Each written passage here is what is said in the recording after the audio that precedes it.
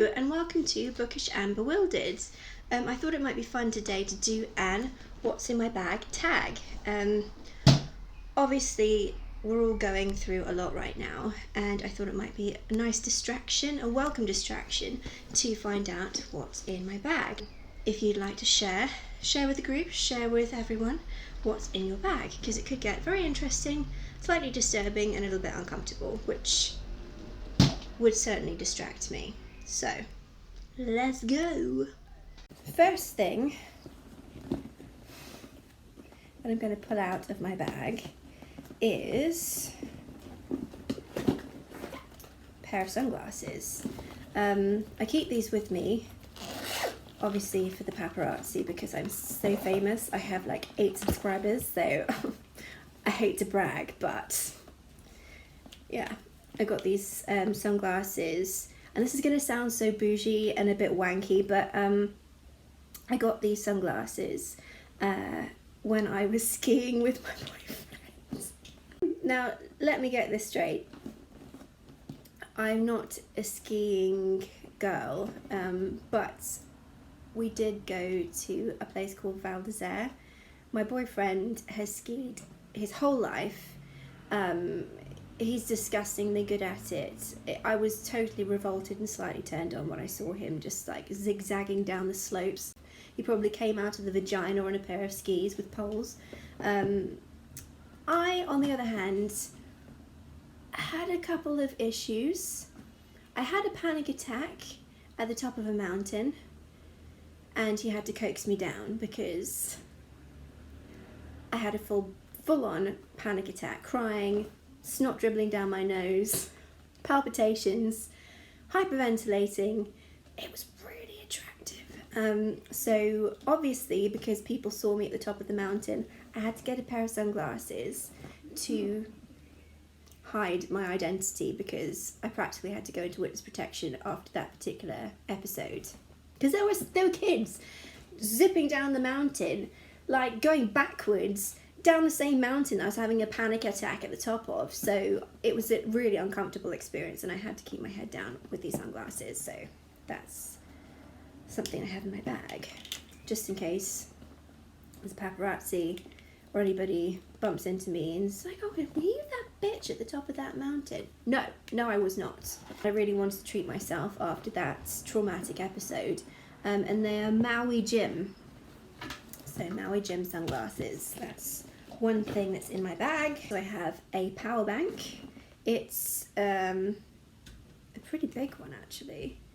It's a John Q power bank. Probably said that completely wrong, but power bank, it can power up, I think, 4 devices. In case I ever run out of any juice, I've got that.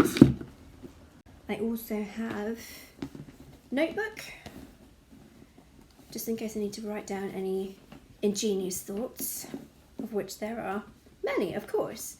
It's a cute little one that says, "Don't believe everything you read." It's got a little gold leaf there. It's very cute, very handy. Stick it in the back pocket of your jeans.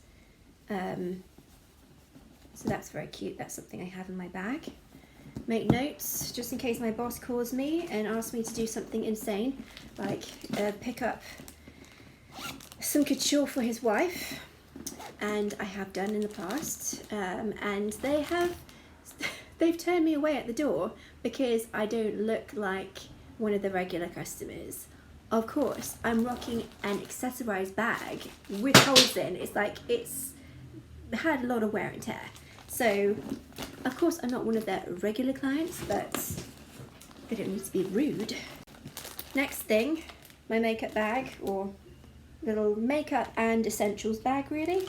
It was given to me by my sister, who's a makeup addict.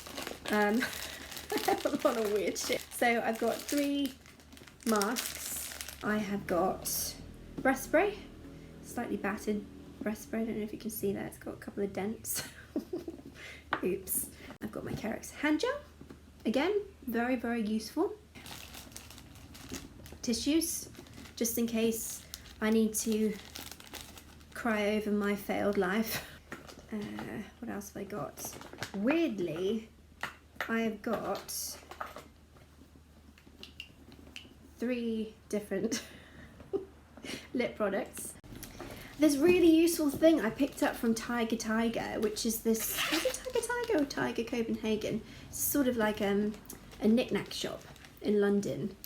And it's a pen holder, so you can carry your pens around in there. So I'm always losing my pens, or I'll have my pen out to write notes in the notepads while I'm talking on the phone that I've juiced up with a power bank to my boss. And people always steal my pens. They always steal my pens. If I leave them out on my desk, they're gone in 5 seconds. Or I hate being that person who doesn't have a pen on them. So I always have my pen on me now. My patron saint. Love of my life. What else have I got?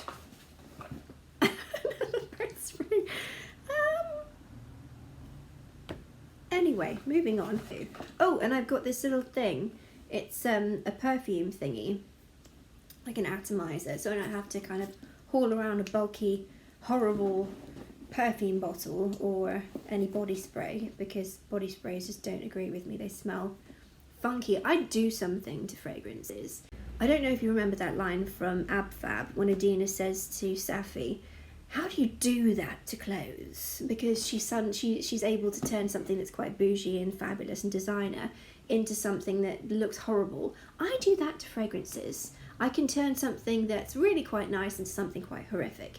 But there's this one fragrance, which is Juniper Sling by Penhaligon's, that smells quite nice on me. And I've got a larger bottle in my bedroom, and this is something I carry around with me. And I'm almost out, so you can tell that I do, in fact, use this product. Magic 8 Ball, because it amuses me. Is this going well? No. Literally, it says no. I don't know if you can see that. Probably not. No. Sorry. Right, and I have, obviously, being a book nerd, something quite slim, quite light. This doesn't weigh very much, even with all of my shit in it. It's a paperback novel, The April Robin Murders, and it's from one of those far gone days when books cost 35 cents. I mean, how lovely is that? I wish more books would cost 35 cents these days. This is a book that I picked up at my favourite charity shop, which is my local charity shop. It's got such a fabulous selection of books, I can't even tell you. But this book, really, I love it. Oh, it smells fabulous. I also have sage in my bag because it keeps away the negative vibe from those haters and nasty bitches out there. So that's great. It's the kind, I looked it up, and this is the kind that they use for exorcisms apparently. So it's for particularly negative vibes. And the last thing that I have in my bag is my Swiss Army knife, because don't fuck with me, that's why. Get yourself a Swiss Army knife is all I'm saying, because it's not really a concealed weapon if it's a Swiss Army knife and it's below, I think it's, if it's under 3 inches, it's not a dangerous weapon. So boys, take note. Anyway, that is it for my what's in my bag tag. And the bag itself, like I said, is an ancient accessorized sort of bucket bag. And I love it to pieces. Literally, it's going to pieces. It's gone like but I love it. It shows that I actually do use this. I could use something bougie, but what's the point? It's just going to get destroyed, and I'd rather love something to death that's functional and practical than haul something around with me that I'm going to cry over because it costs 2 months' rent. So that is my what's in my bag tag. There are a couple of people that I'd like to tag for this what's in my bag tag, because I want to find out what's in your bags. And that's Read with Cindy, Bibliofilth, who's hilarious, Tegan Perry, and Aramoose. And Aramoose, congratulations on your brand new baby. Absolutely gorgeous. Okay, well, I'll see you in the next one. Looking forward to that.